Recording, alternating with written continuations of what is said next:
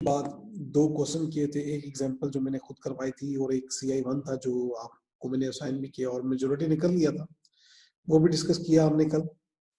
और फिर हमने फेयर वैल्यू एडजस्टमेंट के हवाले से डिस्कशन स्टार्ट की थी। दो रूल अभी बेसिक लिखे थे, इन दो बेसिक रूल्स को मैं एक दफा फिर बोल देता हूँ, फिर उसके बाद हम वर्किंग पे आते हैं कि सब्सिडरी के तमाम एसेट्स जो एट एक्विजिशन डेट है ना, वो हमने फेयर वैल्यू पे लेने हैं। पहली बात, इसके लिए हमें वर्किंग वन के कॉलम वन, वर्किंग वन का कॉलम वन कौन सा होता है, net assets of subsidiary at acquisition date, वहां पे एडजस्टमेंट करनी है। और फिर हमें यही adjustment, such adjustment will also be made, second rule जो हमने लिखा था, such adjustment will also be made in equity of subsidiary at reporting date. हमें ये रिपोर्टिंग डेट की इक्विटी में, यानी कि वर्किंग वन के कॉलम टू में भी करनी है, लेकिन उसकी शर्त है कि ये एसेट अभी भी सब्सिडरी के पास होना चाहिए, आज भी रिपोर्टिंग डेट में भी ये एसेट सब्सिडरी के पास होना चाहिए, is still held by subsidiary at reporting date. ठीक हो गया जी? कोई क्वेश्चन है तो ठीक, नहीं तो आगे चलते हैं हम अपनी डिस्कशन को। मैं वर्किंग करने लगूं जिसमें हम इन दोनों रूल्स को अप्लाई करेंगे जो फेयर वैल्यू के हमने रूल्स पढ़े।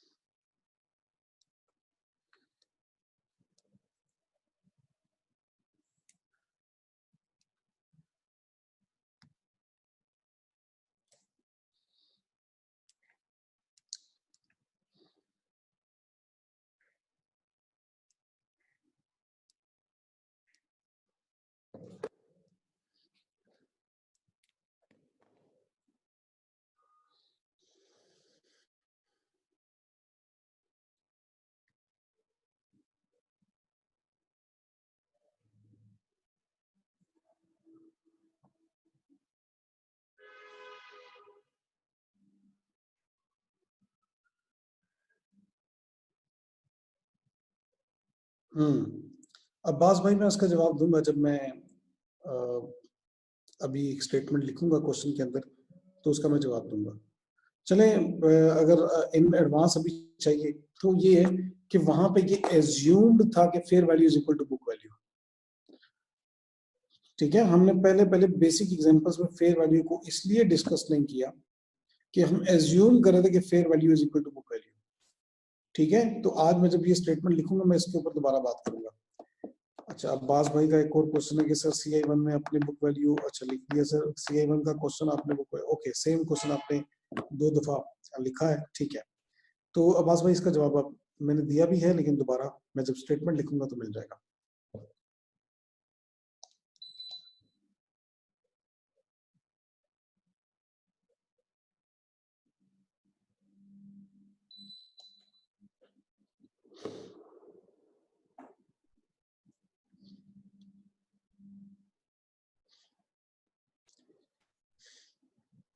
हसन का क्वेश्चन है, प्री एक्विजिशन प्रॉफिट का हम सिर्फ 30% लेते हैं NCI की कैलकुलेशन और ग्रुप रिटर्निंग में ये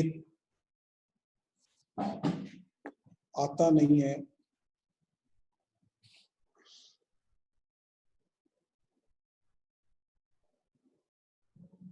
तो बाकी 70% ऑफ प्री एक्विजिशन किधर शो होता है? अच्छा,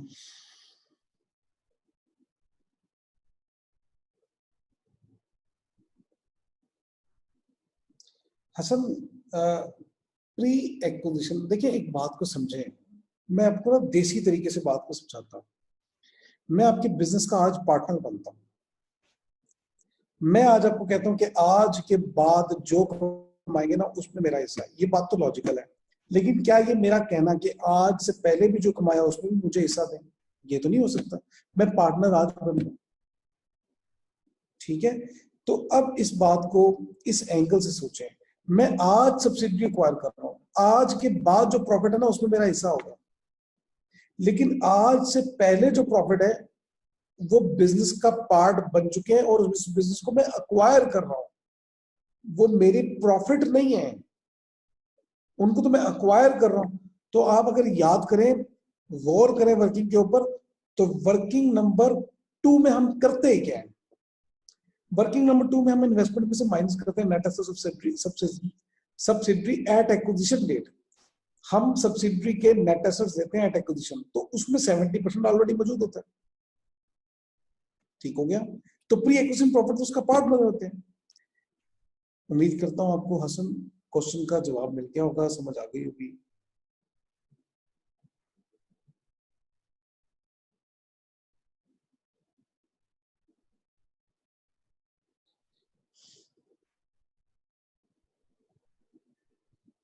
ओके,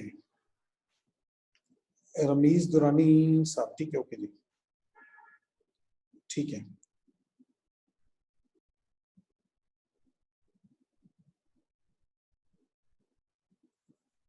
चलते हैं जी आगे। मैं ना आप बच्चों एक डाटा लिखवाने लगा, उस डाटा को मेरे साथ साथ लिखना है आपने, और हम साथ साथ इसकी वर्किंग करेंगे।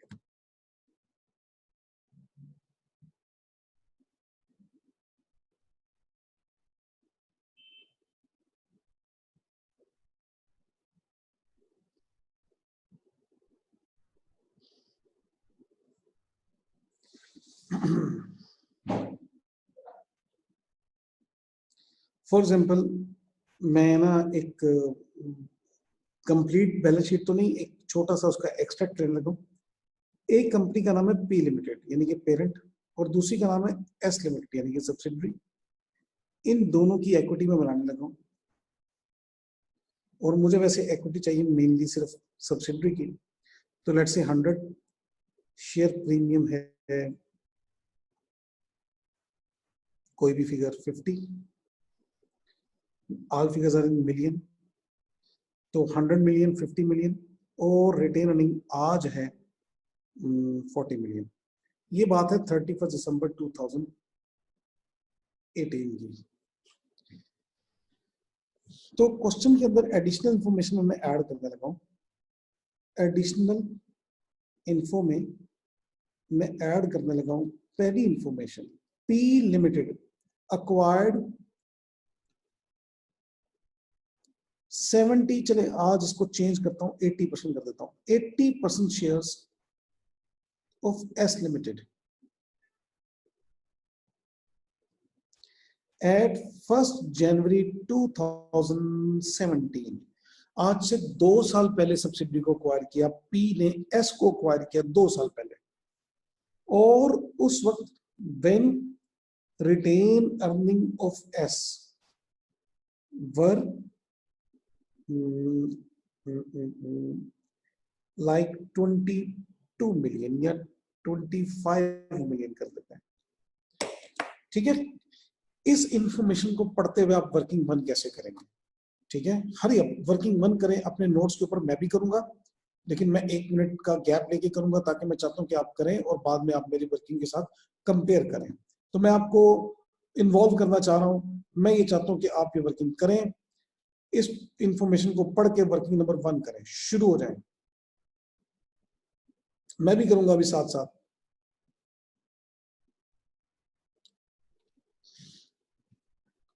वर्किंग वन का नाम क्या होता है? Equity of subsidiary.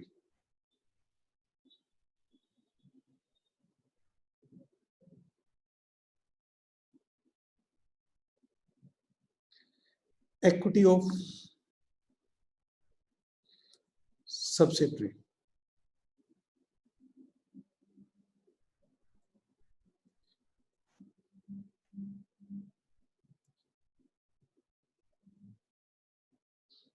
आप सब्सिडरी का नाम भी लिख सकते हैं, एस लिमिटेड या जो भी नाम होगा क्वेश्चन के अंदर, वो सब्सिडरी का नाम भी लिख सकते हैं। इसके अंदर हम 2 कॉलम बनाते हैं, एक कॉलम बनाते हैं एट एक्विजिशन और एक कॉलम बनाते हैं एट रिपोर्टिंग डेट। तो एट एक्विजिशन और at reporting date. Acquisition date का मतलब है इस क्वेश्चन के मुताबिक 1 जनवरी 17, और रिपोर्टिंग डेट का मतलब है 31 दिसंबर 18। तो आपने क्या लिखा होगा? शेयर कैपिटल यहाँ पे दोनों कॉलम में 100 और 100। हालांकि 100 जो है ना, ये शेयर कैपिटल तो आज है 31 दिसंबर 2018 को, बट वी आर एज्यूमिंग कि यही था एट एक्विजिशन डेट। ये बात मैंने पहले 2 क्वेश्चन के अंदर भी आपको समझाई कि हम ये एज्यूम करेंगे कि शेयर कैपिटल जो आज है वो ही एट एक्विजिशन था, शेयर प्रीमियम जो आज है 50 यही एट एक्विजिशन था, लेकिन रिटेन अर्निंग आज की तो 40 है, एट एक्विजिशन की लाजमी हमें क्वेश्चन में बताई होगी विच इज 25। ठीक हो गया। तो पहले कॉलम का टोटल 175 आता है, बिल्कुल ठीक कहा आपने, और दूसरे कॉलम का टोटल 190 आता है। तो कुछ स्टूडेंट ने यहाँ पे आंसर दिया हुआ है, बिल्कुल ठीक है जी, बिल्कुल ठीक है, ठीक है 175 और 90, जबरदस्त, ठीक हो गया। लेकिन बच्चों अभी नहीं, अभी 175 और 190 आपने कैलकुलेट किया। अब आते हैं, हमने कंसेप्ट जो कल डिस्कस किया और आज मैंने रिपीट किया, इंफॉर्मेशन नंबर 2 ऐड करता हूं। Fair value of S limited assets was same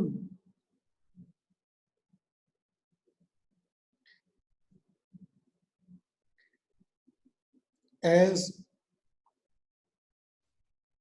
book value at acquisition date।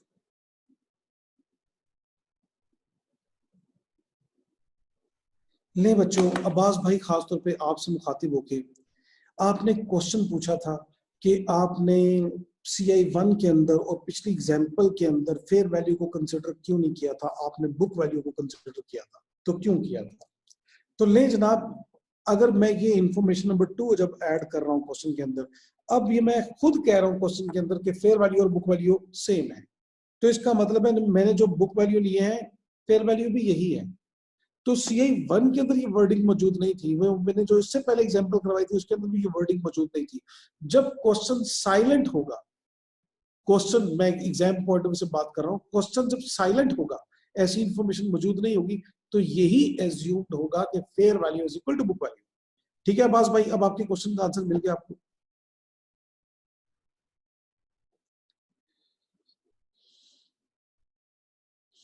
जी अब्बास भाई।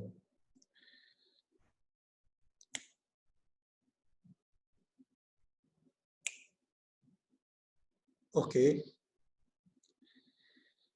ले जनाब, अब मैं थोड़ा सा ट्विस्ट क्रिएट करने लगा हूं कि fair value of S limited asset was same as book value at acquisition date except land. Land के अलावा whose fair value was rupees 10 million higher than book value।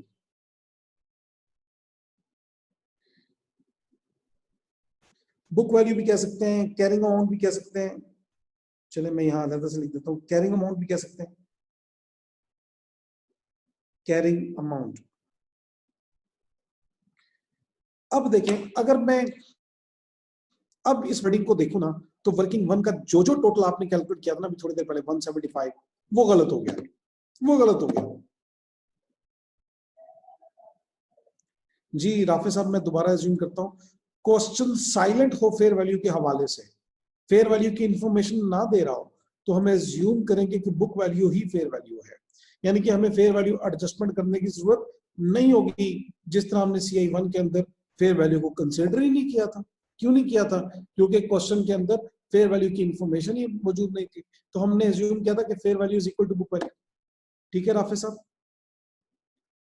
जी माहीन नकवी, यही चीज मैंने रिपीट कर दी, आपका भी सेम क्वेश्चन था। हाफिज नुमान सब्सिडरी का share capital share premium change हो सकता है? नहीं हो सकता, हाफिज नुमान कभी नहीं होगा एग्जाम क्वेश्चन के अंदर, प्रैक्टिकली हो सकता है, लेकिन एग्जाम में इसलिए चेंज नहीं होगा कि अगर ये चेंज हो जाए तो फिर क्वेश्चन के अंदर एक अजीब सी कॉम्प्लिकेशन हो जाएगी, और इसको मैं कभी ना आज से 10-15 दिन बाद जाकर डिस्कस कर भी दूंगा, लेकिन कहूंगा तब भी ये कि एग्जाम में कभी ऐसा नहीं होगा। एग्जाम में हमेशा share capital share premium eight acquisition और एट रिपोर्टिंग डेट सेम रहेगा। शेयर कैपिटल जो एट एक्विजिशन है वही रिपोर्टिंग डेट पे होगा, और शेयर प्रीमियम जो एक्विजिशन डेट पे है वही रिपोर्टिंग डेट पे होगा। जी सैरिश, क्या रिपीट करना है मुझे बता दें, मैं रिपीट कर देता हूँ क्या रिपीट करना है। ओके ओके, ले जनाब। तो बच्चों, मैं जो बात मैंने की थी फेयर वैल्यू के हवाले से, इस क्वेश्चन के हवाले से, तो दोबारा सुन लें कि अब आपने मुझे थोड़ी देर पहले इस कॉलम का टोटल बताया था 175। 175, हाँ, अगर इंफॉर्मेशन नंबर 2 की आखिरी लाइन जो मैंने ऐड की है ये ना लिखी होती तो 175 ठीक था, लेकिन आखिरी लाइन को देख के अब कुछ गड़बड़ हो गई। क्वेश्चन में ये कहा जा रहा है कि फेयर वैल्यू ऑफ लैंड जो है ना वो बुक वैल्यू से 10 मिलियन ज्यादा थी। जब फेयर वैल्यू बुक वैल्यू से ज्यादा थी, उसका मतलब है ओवरऑल नेट एसेट्स की वर्थ ज्यादा थी, तो ओवरऑल नेट एसेट्स की वर्थ में 10 मिलियन ऐड होगा। Very interesting. हमें ये नहीं बताया कि लैंड की बुक वैल्यू क्या थी और लैंड की फेयर वैल्यू क्या थी, नहीं बताया ये।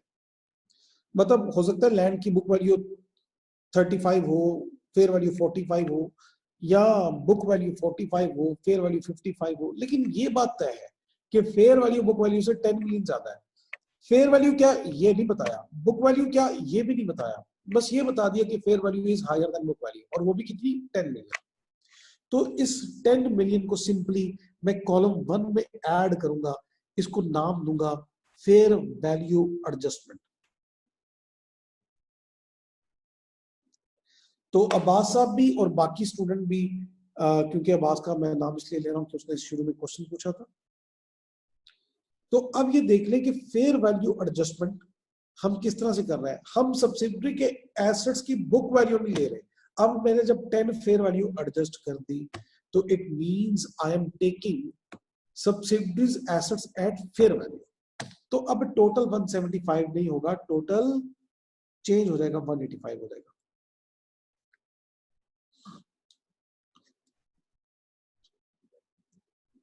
ठीक है बच्चों? जी बच्चों, क्लियर?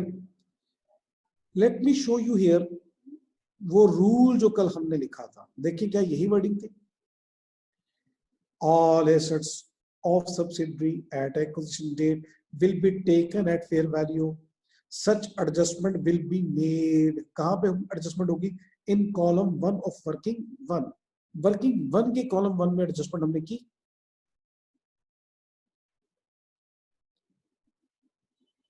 जी बच्चों,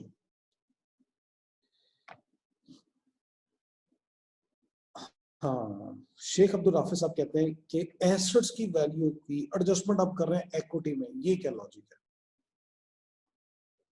तो राफिज साहब, जब आपने लाइफ में फर्स्ट टाइम अकाउंटिंग पढ़ी, आपको अकाउंटिंग में एक बेसिक रूल, मैं इसकी बात बेसिक बेसिक करता हूँ कि सबको समझ आ जाए। आपने जब बेसिक फंडामेंटल अकाउंटिंग कभी पढ़ी होगी ना, तो उसमें ये बात पढ़ी होगी कि asset is equal to equity plus liability. In other word, asset minus equity, sorry, asset minus liability is equal to equity. Asset में से लायबिलिटी माइनस कर दी जाए ना, तो उसको कहते हैं नेट एसेट्स। इसलिए नेट एसेट्स को कहते हैं कि इक्विटी के बराबर होता है। नेट एसेट्स का वैसे लफ्जी मतलब है एसेट में से लायबिलिटी माइनस करना, लेकिन net asset is always equal to equity. अब ये जब आपने डेबिट क्रेडिट लाइफ में पहली दफा पढ़ा, डबल एंट्री पढ़ी होगी, तो ये पढ़ा होगा कि अगर नेट एसेट्स इंक्रीज होंगे, यानी कि अगर रिसोर्स इंक्रीज होंगे, तो लाजमी तौर पे सोर्स भी इंक्रीज होंगे। डेबिट क्रेडिट होता है ये डबल एंट्री। अगर मैं कहूं कि नेट एसेट्स बढ़ रहे हैं, तो डेफिनेटली इसका सेकंड इफेक्ट इक्विटी में आएगा। ठीक है? अब ये बाद में IAS 16 के पॉइंट ऑफ व्यू से भी समझा सकता था, लेकिन आई एम नॉट श्योर कि IAS 16 आप में से कितने लोगों ने पढ़ा हुआ है। न्यू FA के अंदर तो IAS 16 अब सिलेबस का पार्ट है। IAS 16 के मुताबिक जब आप एसेट को रीवैल्यू करते हैं, तो एंट्री क्या पास करते हैं? Asset debit, revaluation reserve credit, और रीवैल्यूएशन रिजर्व कहां जाता है? इक्विटी में। तो एसेट की जब वैल्यू बढ़ेगी, तो ऑटोमेटिकली इक्विटी बढ़ेगी। अब आपको IAS 16 के एंगल से बात समझनी है, वहां से समझ लें, या बहुत फंडामेंटल बात समझनी है, तो ये समझ लें कि net assets is equal to equity. Assets बढ़ने का मतलब इक्विटी का बढ़ना है। ठीक है राफे साहब? गुड, समझ आ गया आपको। चले बच्चों, मैं ना आपको रूल अभी दिखाया, और रूल दिखाने के बाद मैंने यहाँ पे 10 की एडजस्टमेंट कर दी। Now total of net assets at acquisition 185। बच्चों, इसी इंफॉर्मेशन को ना किसी और तरीके से भी कहा जा सकता था, मतलब यूं भी कहा जा सकता था। ये लाइन कुछ यूं होती कि book value of land was 22 but fair value of land was 32। अब भी मतलब वही है, अब भी मतलब वही है कि फेयर वैल्यू 10 मिलियन ज्यादा है। ठीक हो गया। चले, ये था दूसरा तरीका। तीसरा तरीका इस बात करने का, इसी बात को करने का तीसरा तरीका, एग्जामिनर ये 3 तरह से इस तरह की इंफॉर्मेशन दे सकता है। वो तो सिंपली कह दे कि फेयर वैल्यू ज्यादा है, या वो बता दे फेयर वैल्यू ये है, बुक वैल्यू ये है, आप खुद देख लें कितनी ज्यादा है कितनी कम है। लेकिन तीसरा तरीका ये है कि आपको बस ये कह दे कि fair value of all net assets was was 185। अब उसने टोटल 185 बता दिया। अब मैंने जब टोटल किया तो 150 और 25 तो 175 आता है, लेकिन एग्जामिनर मुझे 185 बता रहा है। इसका मतलब है वो ये कहना चाह रहा है कि 10 मिलियन की फेयर वैल्यू एडजस्टमेंट है, क्योंकि वो कह रहा है फेयर वैल्यू, वो बुक वैल्यू नहीं कह रहा, वो कह रहा है fair value of assets is 185। It means he wants to say कि फेयर वैल्यू बुक वैल्यू से 10 मिलियन ज्यादा है। कैसे? शेयर कैपिटल मैंने लिखा क्वेश्चन पेपर देख के 100, शेयर प्रीमियम क्वेश्चन पेपर देख के लिखा 50, रिटेन अर्निंग क्वेश्चन पेपर देख के लिखा 25, इनका टोटल तो बनता है 175। लेकिन एग्जामिनर मुझे इंफॉर्मेशन के अंदर कह रहा है कि ये 185 है। It means he wants to say कि ये 10 मिलियन ज्यादा है। ठीक हो गया बच्चों? तो ये 3 तरीकों से बात की जा सकती है। एक ही बात करने के ये डिफरेंट तरीके हैं। ठीक हो गया? तो मैं इसको रिमूव कर रहा हूं।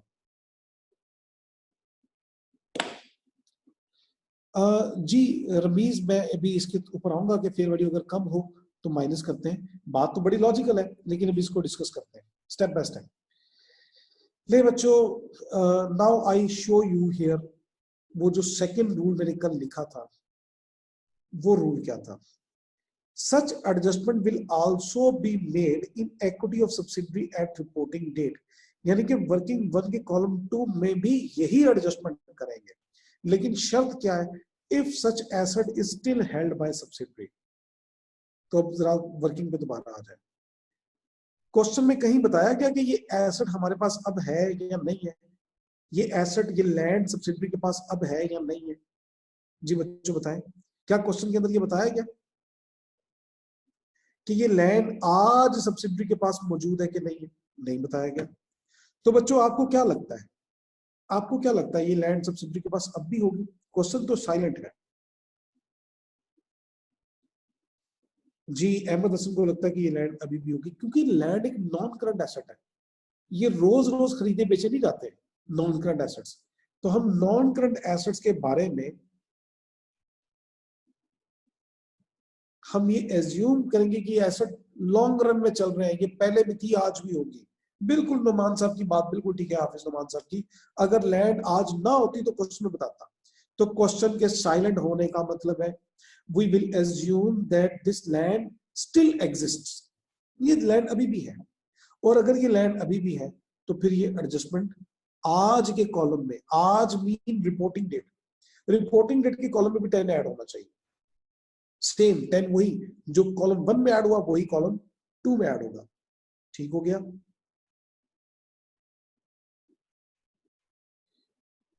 चलो जबरदस्त हो गया। जी जिशान अतर, बिल्कुल ठीक कहा आपने। ओके, तो ये भी 185 आ जाएगा। अब रमीज साहब ने क्वेश्चन किया, रमीज साहब ये क्वेश्चन ना भी करते तो मैंने अब डिस्कस करना था अगली बात जी। नोरीन का क्वेश्चन है कि अगर क्वेश्चन साइलेंट है मगर लैंड एस लिमिटेड के नॉन करंट एसेट में भी मौजूद ना हो तो क्या करेंगे? नोरीन फिर तो हम तो क्या कहते हैं, कुछ नहीं करेंगे नौरीन, ऐसा हो नहीं सकता ना आप जो कह रही हैं। हमें इस्तखारा से पता चलेगा कि वो लैंड सब्सिडी के पास है या नहीं है। अगर क्वेश्चन में खुद कह रहा है, मतलब क्वेश्चन खुद साइलेंट है, तो ये एज्यूम्ड है कि लैंड नहीं है, सॉरी लैंड उसके पास अभी भी है। जब लैंड वो सेल करेगा तो क्वेश्चन में बताएगा, ठीक है। तो आप ये मतलब इस बात पे परेशान है कि लैंड भी बेच दी और उसने बताया नहीं। नहीं जनाब, वो लैंड बेचेगा तो बताएगा, ठीक है। रिपोर्टिंग डेट में 10 ऐड करने की लॉजिक समझ नहीं आई, तैयबा कह रही है। तैयबा सुने, फरूक कह रहे हैं 200 ज्यादा हो जाएगा, एहतशाम भी कह रहे हैं 200 आएगा, और नहीं यार 200 कहाँ पहुंच गया। अच्छा टोटल 200 आएगा, सॉरी सॉरी सॉरी, हाँ टोटल आप ठीक कह रहे हैं 200 आएगा,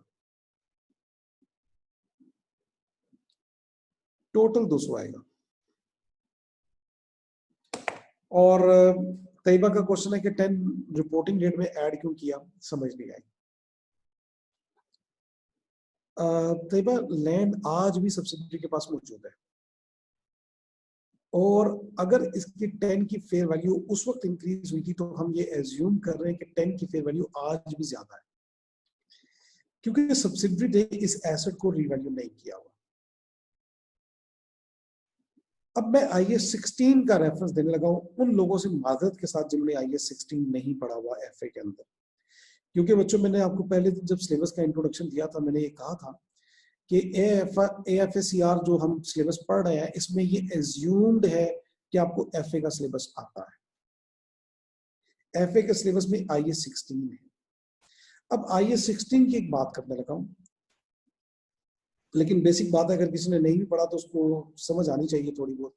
IAS 16 के मुताबिक एसेट को रीवैल्यू करना ऑप्शनल है। कोई अपने एसेट को रीवैल्यू करना चाहे करे, नहीं करना चाहता ना करे।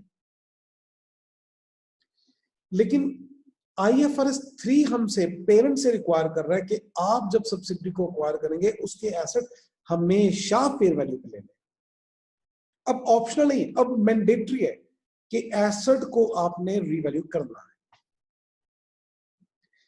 तो फेयर वैल्यू 10 मिलियन ज्यादा थी उस वक्त, अगर तो आज भी ज्यादा होंगी। ठीक हो गया तैयबा, चलो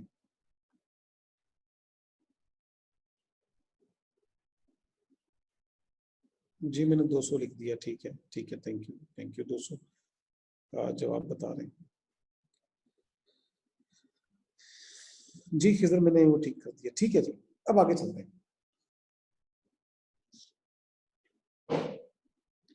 बच्चों। अब मैं ना थोड़ा सा चेंज करने लगा हूँ क्वेश्चन के अंदर। वो रमीज का क्वेश्चन था, मैंने अभी तक रिमूव नहीं किया, वो उसको एड्रेस नहीं किया, मैंने कहा था उसका जवाब मैं दूंगा। अगर इस क्वेश्चन में उलट कर दें हम बात कि fair value was 10 million higher के बजाय मैं लोअर यूज कर दूं,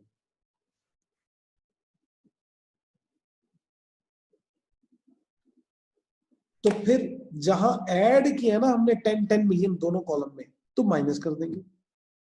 ये बड़ी बेसिक सी बात थी, सिंपल सी बात थी।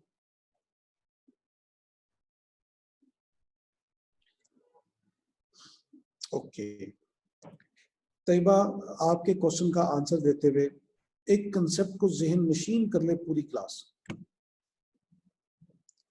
ये जो कंसोलिडेशन हो रही है, मुझे इस बात का जवाब दें, ये पेरेंट की बुक्स में हो रही है कि सब्सिडरी की बुक्स में हो रही है?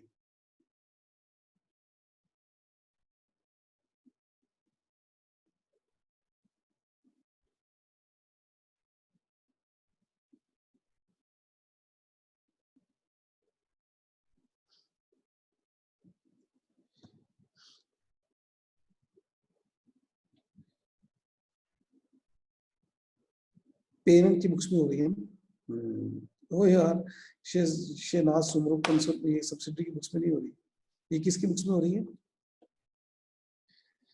Who is responsible for consolidation? Consolidation करना किसकी जिम्मेवारी है, पेरेंट की कि सब्सिडरी की? पेरेंट की, पेरेंट की, ठीक है, पेरेंट की। तो किसकी बुक्स में हो रही है? पेरेंट अच्छा, नहीं बच्चों सुने, आपको मैंने ट्रैप किया और आप हो गए। कंसोलिडेशन करना पेरेंट की रिस्पॉन्सिबिलिटी है, लेकिन बच्चों ज़हन नशीन कर लें, कंसोलिडेशन किसी की बुक्स में नहीं हो रही। कंसोलिडेशन एक मेमोरेंडम वर्किंग है, रफ वर्किंग है। पेरेंट का लेजर खोल के देखेंगे ना, वहां पे आज भी इन्वेस्टमेंट नजर आएगा, गुडविल नजर नहीं आएगी। पेरेंट के लेजर खोल के देखेंगे, सब्सिडरी के एसेट कभी नजर नहीं आएंगे उसके अंदर। सब्सिडरी का लेजर खोल के देखेंगे, पेरेंट के एसेट नजर नहीं आएंगे। दोनों की फाइनेंशियल स्टेटमेंट अलग अलग बनेगी, हर साल बनेगी, हर साल अलग अलग। ये IS1 की रिक्वायरमेंट है, यही से तो मैंने कंसोलिडेशन स्टार्ट किया। ठीक है, तो कंसोलिडेशन किसी की बुक्स में नहीं हो रही, ना पेरेंट की बुक्स में ना सब्सिडरी के बुक्स में। हाँ, पेरेंट कर रहा है लेकिन मेमोरेंडम वर्किंग कर रहा है। मेमोरेंडम वर्किंग किसे कहते हैं? रफ वर्किंग को।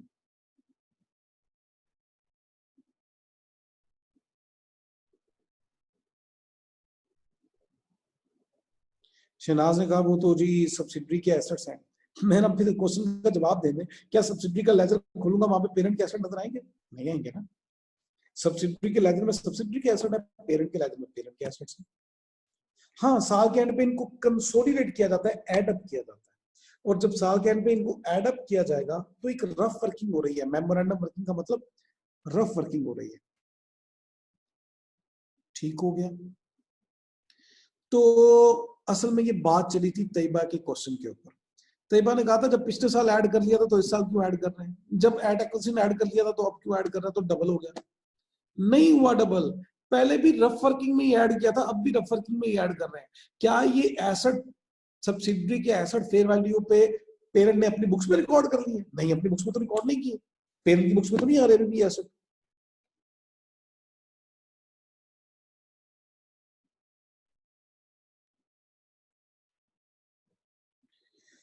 जी शिशान अतर, मैं आपके क्या जवाब दूं। कंसोलिडेशन करना एक रफ वर्किंग का मतलब होता है, रफ वर्किंग का मतलब, ये मेमोरेंडम वर्किंग का मतलब होता है कि ऐसी वर्किंग जिसका लेजर से कोई ताल्लुक ना हो।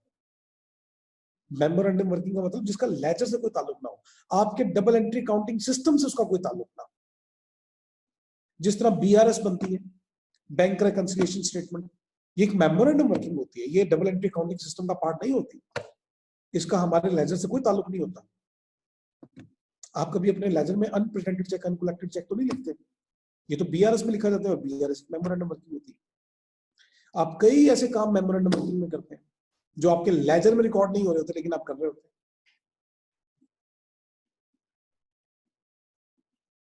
कॉस्ट अकाउंटिंग सारी की सारी मेमोरेंडम वर्किंग हो रही होती है। हाँ, अल्टिल अनलेस कि आप वो इंटीग्रेटेड सिस्टम आजकल जो ERP है वो यूज कर रहे होते हैं। चले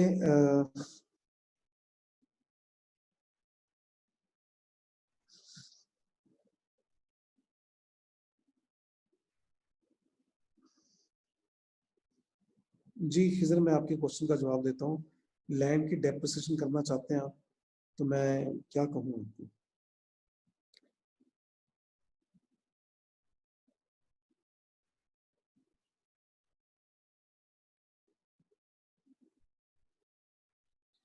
Tuba Zafar, consolidation parent company की नहीं है। कंसोलिडेशन किसे कहते हैं? पेरेंट और सब्सिडरी की कंबाइंड फाइनेंशियल स्टेटमेंट को।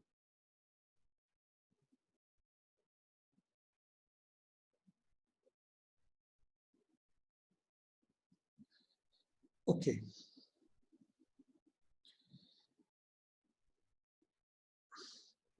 इतने सारे क्वेश्चन का आंसर देते देते ना लेक्चर का टाइम निकल जाता है, लेकिन क्वेश्चन को अनएड्रेस भी मैं नहीं छोड़ सकता।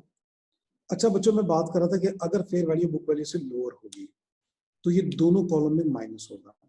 मैं ये मजीद आगे बढ़ने से पहले सिर्फ उन बच्चों से मेरा क्वेश्चन है जिनको ये कंफ्यूजन थी कि सेकंड कॉलम में क्यों हम ऐड कर रहे हैं, खासतौर पे तैयबा थी या तूबा थी यहाँ पे, तो वो मसला हल हो गया तैयबा आपका, कि हम दोबारा एडजस्टमेंट क्यों कर रहे हैं। असल में ये पहले एडजस्टमेंट कहीं रिकॉर्ड नहीं हुई थी, रफ वर्किंग हुई थी।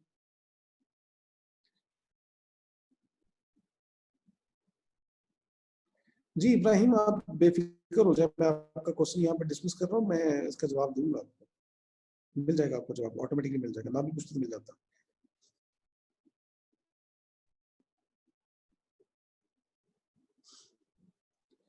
But are not consolidated functions reported separately in annual statement?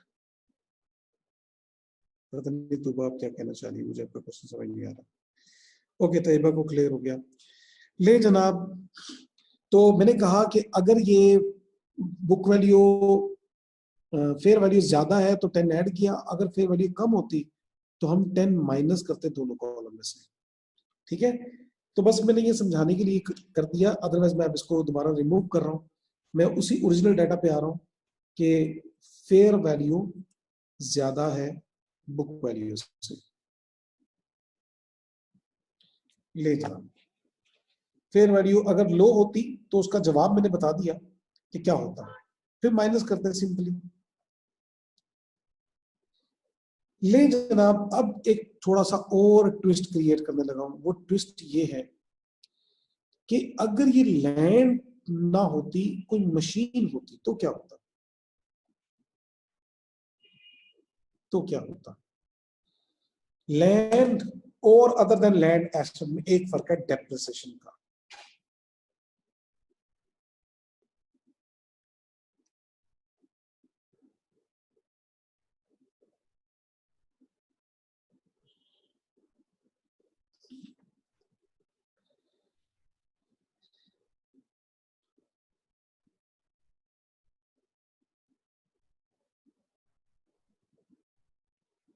Hasan Arshad का एक क्वेश्चन है।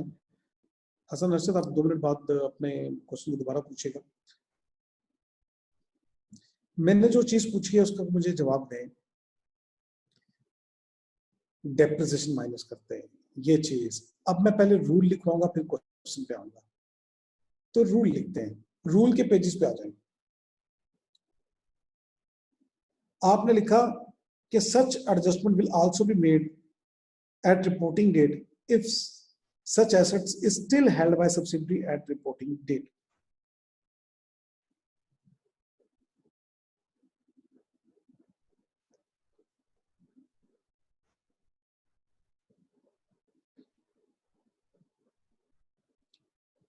After effect of depreciation. मैं रूल नंबर 2 में ही एक छोटी सी वर्डिंग ऐड कर दी मैंने कि हम रिपोर्टिंग डेट के कॉलम में ऐड तो करेंगे लेकिन आफ्टर इफेक्ट ऑफ डेप्रिसिएशन। ये रूल्स के अंदर आपने ना इन चंद लफ्जों का इजाफा करने। अब दोबारा क्वेश्चन पे आके इसकी एप्लीकेशन समझाता हूँ। अगर लैंड के अलावा कोई भी एसेट होगा तो क्वेश्चन में डेप्रिसिएशन रेट दिया जाएगा। तो ले जी, मैं क्वेश्चन के अंदर डेप्रिसिएशन का रेट का इजाफा करता हूँ। Information number 3, depreciation rate of machine is 10% straight line. SL stand for straight line. अच्छा बच्चों, अगर फेयर वैल्यू 10 मिलियन ज्यादा है तो 10% के हिसाब से डेप्रिसिएशन भी 1 मिलियन ज्यादा होनी चाहिए एक साल की। और अक्वायर किए हुए कितने साल हो गए? 2 साल। तो 2 सालों में 2 मिलियन की डेप्रिसिएशन ज्यादा होनी चाहिए थी, 2 मिलियन की। ये 2 मिलियन दोबारा मैं रिपीट करता हूँ कहां से आया।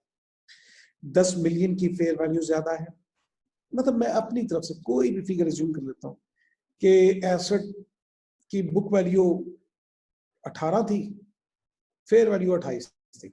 हालांकि ये बात मुझे नहीं पता क्वेश्चन के अंदर कि फेयर वैल्यू कितनी थी, बुक वैल्यू कितनी थी। बस ये पता है कि इन दोनों का फर्क 10 मिलियन था, फेयर वैल्यू 10 मिलियन ज्यादा थी। तो अगर मैं ये कहूँ कि 10% डेप्रिसिएशन रेट था तो बुक वैल्यू के हिसाब से डेप्रिसिएशन कितनी होनी चाहिए थी? 1.8 मिलियन 10% के हिसाब से। लेकिन फेयर वैल्यू के हिसाब से कितनी होनी चाहिए? 2.8 मिलियन। तो सिंपली 1 मिलियन की डेप्रिसिएशन एक्स्ट्रा होनी चाहिए। इस 1 मिलियन को सिंपल वे में कैलकुलेट करने का तरीका ये है, आप देखिए 10 मिलियन फेयर वैल्यू ज्यादा है तो 10 मिलियन का 10% 1 मिलियन डेप्रिसिएशन भी ज्यादा होगी एक साल की। अब अक्वायर किए हुए कितना अर्सा हो गया, दोबारा देखिए क्वेश्चन के अंदर। हमने अक्वायर किया था 1 जनवरी 17 को, आज का डेट है 31 दिसंबर 18। तो 2 सालों में 2 मिलियन की डेप्रिसिएशन ज्यादा होगी। तो मैं ईयर आज रिपोर्टिंग डेट के कॉलम में 10 मिलियन ऐड तो करूंगा, लेकिन 2 मिलियन माइनस करने के बाद इसकी प्रेजेंटेशन कुछ भी हो सकती है। मैं इस तरह भी कर सकता हूं जैसे मैंने ये लिखा, मैं इस तरह करके ब्रैकेट बनाऊं, 10 में से 2 माइनस करूं और यहां पे डायरेक्टली लिखूं ही 8 मिलियन, तब भी ठीक है। ये दोनों तरीके ठीक है। 10 अलहदा लिखूं, नीचे 2 माइनस कर दूं, तब भी वही बात है। और 10 में से 2 माइनस करके 8 लिखूं, तब भी वही बात है। तो अब आंसर यहाँ पे टोटल जो हो जाएगा वो 200 नहीं होगा, 198 हो जाएगा। 198 जी। अब मैं आपके क्वेश्चन ले लेता हूं।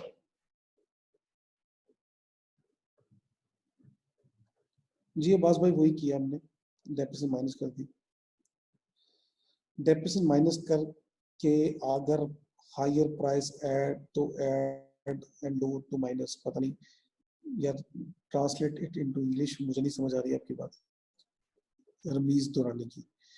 तोबा, in case of machinery depreciation and impairment will be deducted. Yes, बिल्कुल सही कहा आपने। शहनाज, अगर रिपोर्टिंग डेट पे फेयर वैल्यू कुछ और हो तो शहनाज उसकी बातें हम करेंगे, जरा स्टेप बाय स्टेप चलते हैं। ये बातें हम करेंगे कि फेयर वैल्यू को रिपोर्टिंग डेट पे कुछ हो जाए तो क्या होगा।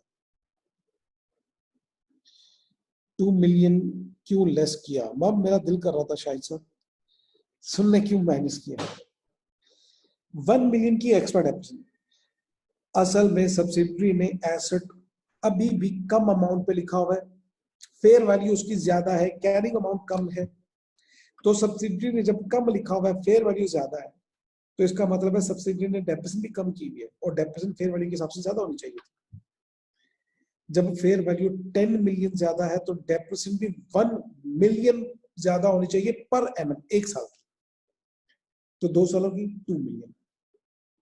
तो जब मैं 2 मिलियन की एक्स्ट्रा डेप्रिसिएशन चार्ज करूंगा तो नेट एसेट्स कम होंगे। नेट एसेट्स कम होने का मतलब इक्विटी कम होगी। जी शाहिद साहब, आपको क्वेश्चन का जवाब मिल गया। स्टिल कंफ्यूजन हो तो पूछ सकते हैं, डिस्कस कर सकते हैं।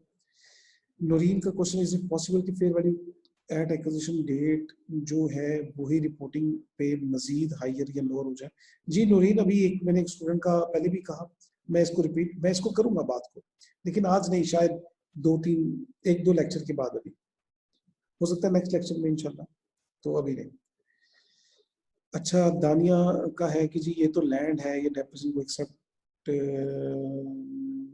कंसेप्ट समझ के लिए कहा, कोई और एसेट हो तो डेप्रिसिएट होगा। जी मैंने कर दिया दानिया, ठीक है।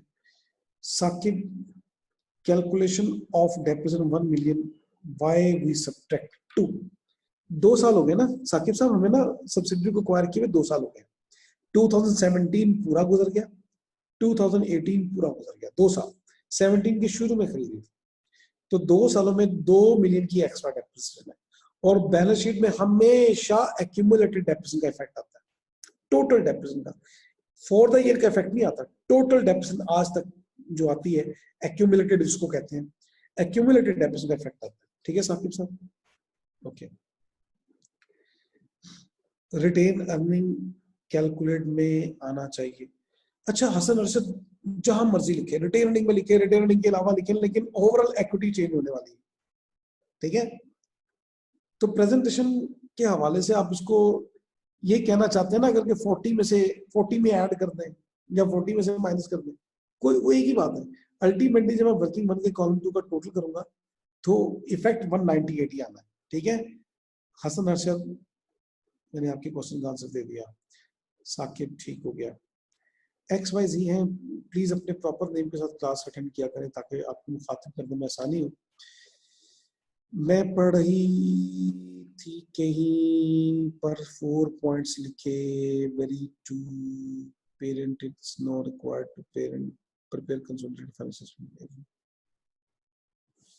XYZ बहुत इररिलेवेंट क्वेश्चन है। इंशाल्लाह जब इस तरह की बातें हम करेंगे तो ये बात आपकी एड्रेस होगी, लेकिन अभी इररिलेवेंट यहाँ पे।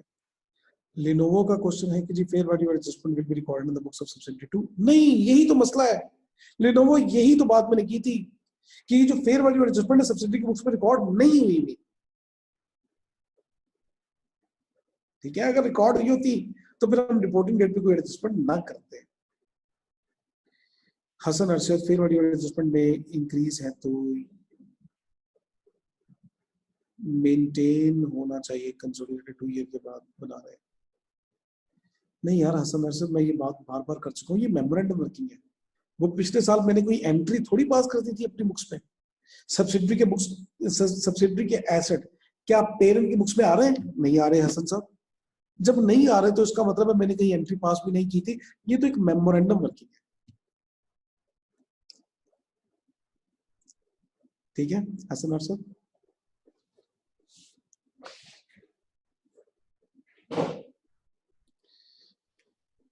ले जनाब, दोबारा क्वेश्चन पे आते हैं।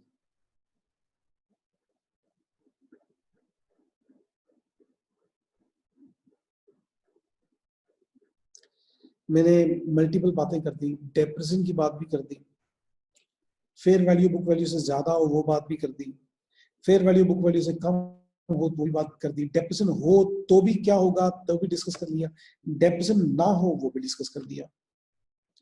अब एक और बात सुने, अगर मैं क्वेश्चन के अंदर ये कह दूं कि सब्सिडरी ने ये एसेट बाद में बेच दिया था, ये लैंड जो मैं कह रहा था कि साइलेंट है तो मैं अज्यूम करेंगे लैंड अभी भी है, लेकिन अब मैं बात को चेंज कर रहा हूं। अगर क्वेश्चन के अंदर मुझे ये कह दे इंफॉर्मेशन 4 में कि this land was subsequently, subsequent का मतलब बाद में, किसके बाद? एक्विजिशन के बाद, हमने जब उसको अक्वायर किया था उसके बाद, उसके चाहे महीने बाद या 2 दिन बाद या साल बाद या कभी भी, सब्सिक्वेंटली वाज सब्सिक्वेंटली डिस्पोज्ड। तो बच्चों वेरी वेरी इंटरेस्टिंग, एडजस्टमेंट पहले कॉलम में तो फिर भी होगी, क्योंकि एट एक्विजिशन, पहला कॉलम किस चीज का है? एट एक्विजिशन का। एट एक्विजिशन तो की लैंड थी, तो पहले कॉलम में एडजस्टमेंट फिर भी होगी। लेकिन अब सेकंड कॉलम में, रिपोर्टिंग डेट के कॉलम में एडजस्टमेंट नहीं होगी।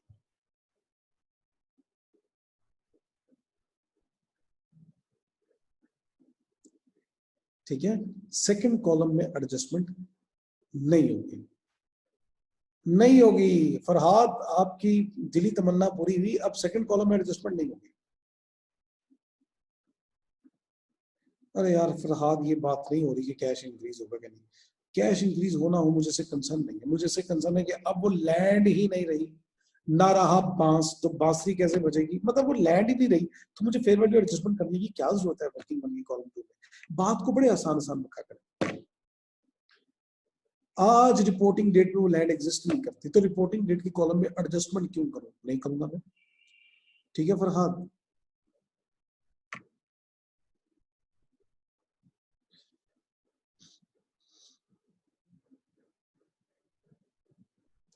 जी अहमद हसन, जो आप कह रहे हैं ठीक कह रहे हैं कि सब्सिडरी की उसने सेल की एंट्री पास कर दी हुई है, हमें कुछ भी करने की जरूरत नहीं।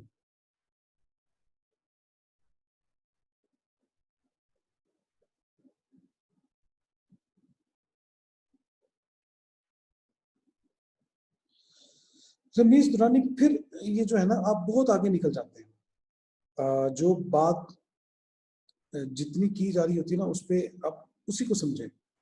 मैं कह रहा हूँ प्रॉफिट हुआ या लॉस हुआ, मैं अच्छा चलो मैं कहता हूँ प्रॉफिट या लॉस दोनों नहीं हुए, फिर क्या करेंगे?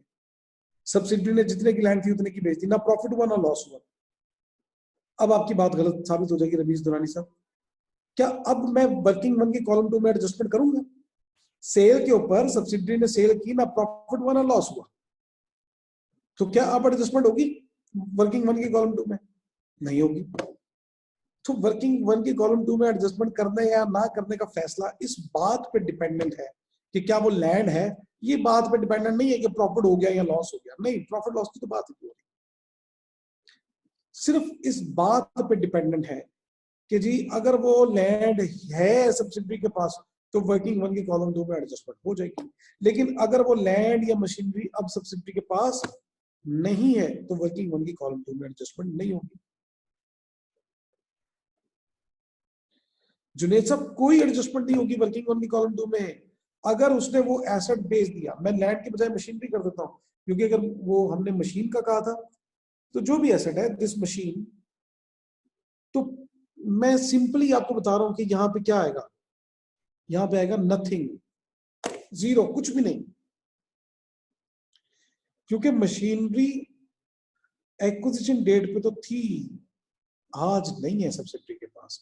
तो सब्सिडी के पास आज मशीनरी नहीं है, तो आज का कॉलम, आज भी रिपोर्टिंग डेट के कॉलम में कोई एडजस्टमेंट नहीं होगी, सिंपल।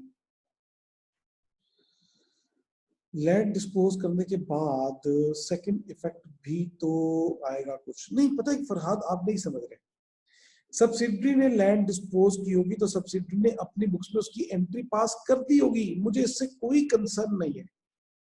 मैं कंसोलिडेटेड फाइनेंशियल स्टेटमेंट बना रहा हूँ, मुझे इससे कंसर्न नहीं है। मैं इस बात पे परेशान हूं यार, सब्सिडी ने पता नहीं एंट्री पास की है कि नहीं। यहाँ पे ना एक गोल्डन पॉइंट सुन लें, $1 मिलियन स्टेटमेंट जो मैं देने लगा हूं ना, ये सुन लें कंसोलिडेशन के हवाले से। बच्चों हम पेरेंट और सब्सिडी की फाइनेंशियल स्टेटमेंट के हवाले से ना ये एज्यूम कर रहे होते हैं कि पेरेंट और सब्सिडी ने मुकम्मल अकाउंटिंग कर दी है, उनकी अकाउंटिंग मुकम्मल हो चुकी है, उनकी अकाउंटिंग मुकम्मल है।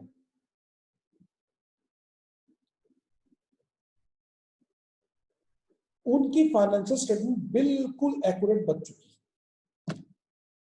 हमें उनकी फाइनेंशियल स्टेटमेंट को मनोवन तस्लीम करना है। We are just required to consolidate, हमें बस कंसोलिडेट करना है। तो मैं इस चीज के ऊपर क्यों परेशान हूं कि यार पता नहीं सब्सिडी ने यार वो मशीनरी बेची थी, उसकी एंट्री पता नहीं पास किया कि नहीं, वो उसने कर दी होगी। मुझे तो बस इस चीज का ख्याल रखना है कि वर्किंग वन कॉलम 2 में ये फेयर वैल्यू की एडजस्टमेंट करनी है कि नहीं करनी, नहीं करनी क्योंकि लैंड ही एडजस्टमेंट करनी है, लैंड या मशीनरी वट एवर। ठीक है फरहाद साहब, आपके क्वेश्चन का आंसर मिल गया। मतलब डिस्पोज ऑफ करने के बाद जो प्रॉफिट लॉस का इम्पैक्ट होगा वो ऑलरेडी टेबल में शामिल होगा। बिल्कुल सही कहा शनाज सुमरा ने, बिल्कुल ठीक कहा। अहमद हसन प्रॉफिट लॉस और सेल, पता नहीं क्या है ये, मैंने पहले भी पढ़ा, मुझे समझ नहीं आया।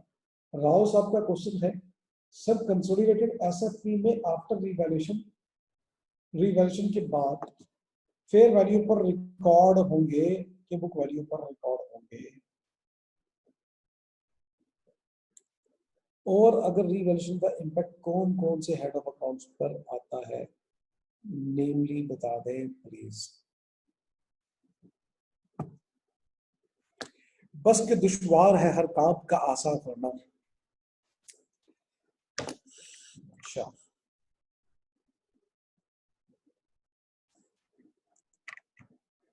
ना क्या कर रहे हैं, मतलब आसान आसान, आप शायद ना बड़े इंटेलेक्चुअल लोग हैं सारे, आसान आसान बातें बताता हूँ, आप उसको मुश्किल मुश्किल करने की कोशिश करते हैं। जितनी सिंपल तरीके से मैं बात करने की कोशिश कर सकता हूँ मैं करने की कोशिश कर रहा हूँ, मैं कर रहा हूँ।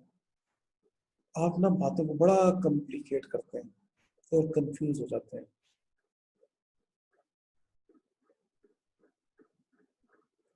बस के दुश्वार है हर काम का आसान होना, आदमी को भी मुयस्सर नहीं है इंसान होना। गिरिया चाहे है खराबी मेरे काशाने की, दरो दीवार से टपके है बयाबा होना। कहाँ मुझे डिट्रैक्ट कर रहे हैं आप। और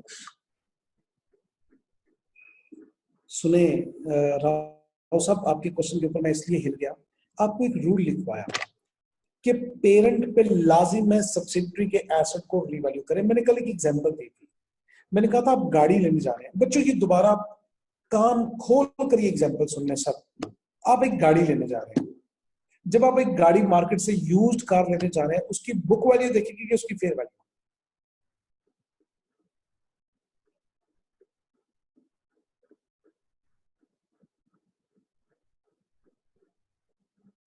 फेयर वैल्यू दिखेगी ना। लेकिन मुझे एक बात बताएं, जो मैं एसेट खरीदने जा रहा हूं वो तो फेयर वैल्यू पे देखूंगा, लेकिन इसका ये मतलब है कि मैं अपने तमाम एसेट भी घर आके रीवैल्यू करूं? क्या इसका ये मतलब है?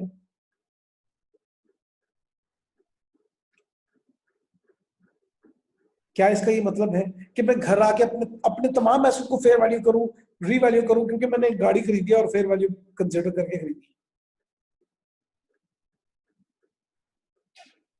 बताए ना, मेरी बात का जवाब दें। नहीं होगा ना ऐसा। नहीं नहीं भाई, सिर्फ जो एसेट खरीदा ना उसकी फेयर वैल्यू देखनी चाहिए थी। अपने एसेट को फेयर वैल्यू पे क्यों मैं रिकॉर्ड करूं? जरूरत नहीं है, जरूरी नहीं है। करना चाहूं तो कर सकता हूं, लेकिन ना करना चाहूं तो जरूरी नहीं है। IAS 16 के मुताबिक अपने एसेट्स को रीवैल्यू करना जरूरी नहीं है। मतलब ऑप्शनल है, करना चाहे तो अलाउ है, ना करना चाहे तो कोई रोक टोक नहीं। लेकिन IFRS 3 कह रहा है अपने एसेट की बात नहीं कर रहा, जो सब्सिडरी को आप खरीद रहे हैं उसके एसेट को फेयर वैल्यू पे कंसिडर करना लाजमी। तो मैं सब्सिडरी के एसेट की फेयर वैल्यू कंसिडर कर रहा हूं। इट डजंट मीन, इसका ये मतलब नहीं है कि मैं अपने एसेट को भी रीवैल्यू करूं। ठीक है राव, आपके क्वेश्चन का जवाब पूरा मिल गया आपको।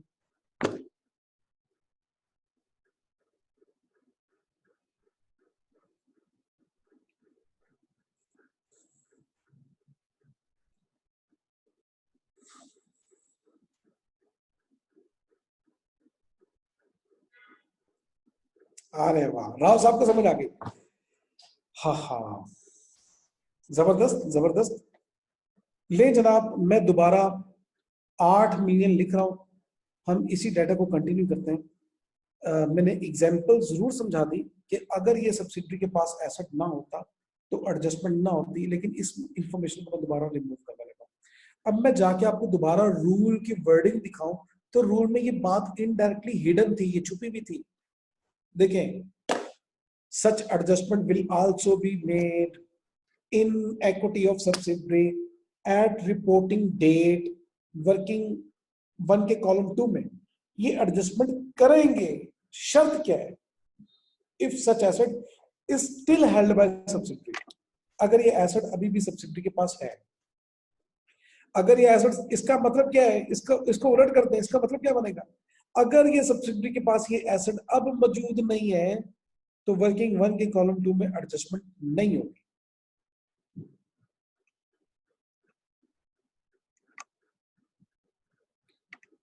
ठीक हो गया?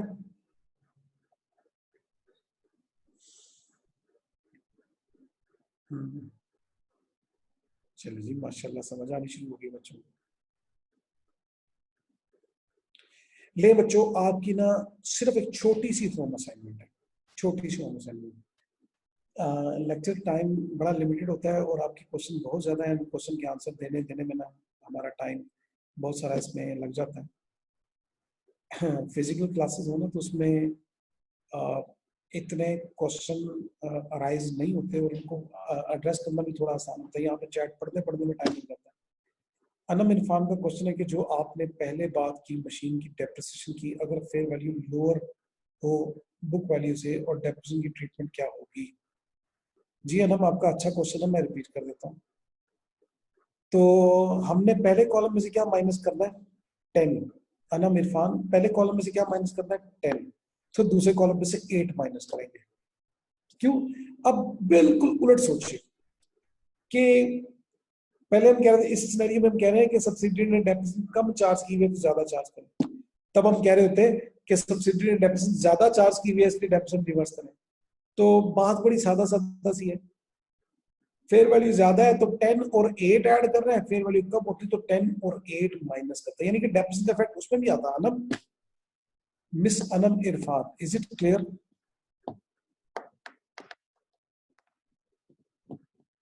ठीक हो गया Anam Irfan? Okay, that's fine. बच्चों, आपकी छोटी सी होम असाइनमेंट है। वो होम असाइनमेंट है, एक क्वेश्चन कहाँ पे है वो क्वेश्चन? CI2, CI2 की सिर्फ और सिर्फ वर्किंग 1 करनी है आपने, बस। CI2 की working 1 only, this is your challenging question. ये आपकी होम असाइनमेंट है। हमारी नेक्स्ट मुलाकात होनी है मंडे को, आई थिंक मंडे को। तो आप जब मुझसे मंडे को मिलेंगे तो वर्किंग 1 बताएंगे CI2 की। ठीक हो गया? और अगर 2-1 मिनट है तो हम एक और रूल पढ़ लें। मेरा ख्याल हम पढ़ सकते हैं, एक रूल और पढ़ देते हैं। पढ़ लें रूल, ताकि फिर वो वर्किंग 1 पूरी कर सके आप। Okay okay. तो बच्चों रूल्स के पेजेस पे आए, एक रूल और लिखे।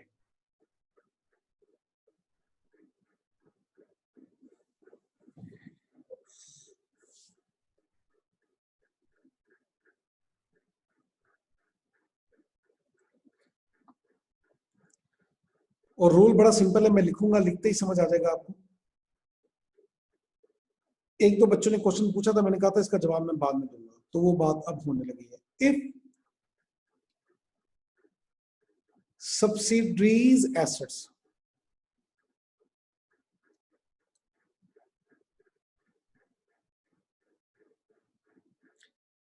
are revalued, अगर हम सब्सिडरी के एसेट को रीवैल्यू करते हैं आफ्टर एक्विजिशन, एक्विजिशन के बाद, एक्विजिशन के 6 महीने बाद, साल बाद, 1.5 साल बाद, 2 साल बाद, कुछ भी अरसे बाद, after acquisition.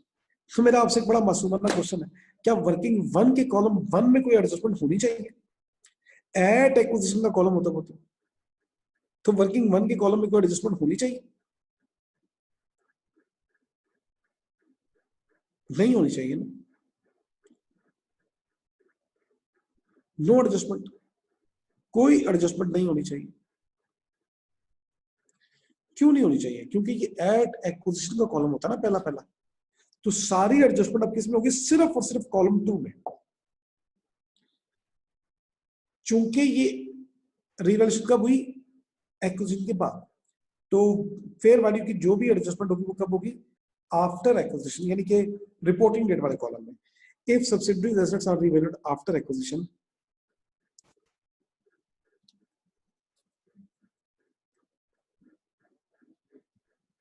effect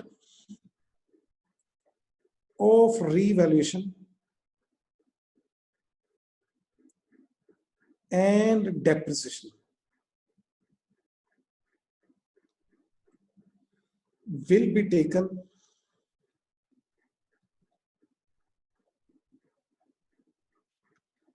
in equity of subsidiary। कौन सी equity? कौन सी equity? रिपोर्टिंग डेट वाली, एट रिपोर्टिंग डेट, मतलब column 2 of working one, working one का कॉलम 2,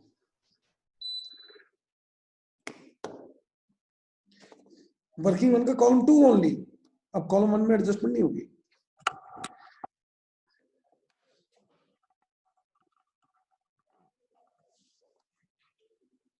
ठीक हो गया बच्चों?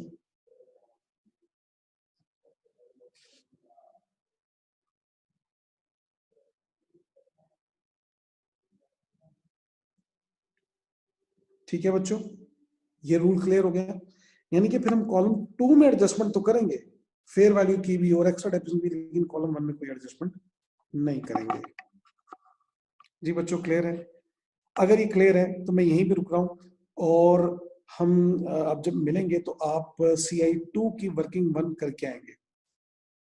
ठीक हो गया? इंशाल्लाह मुलाकात होगी आपसे मंडे को। See you, thank you very much and अल्लाह हाफिज।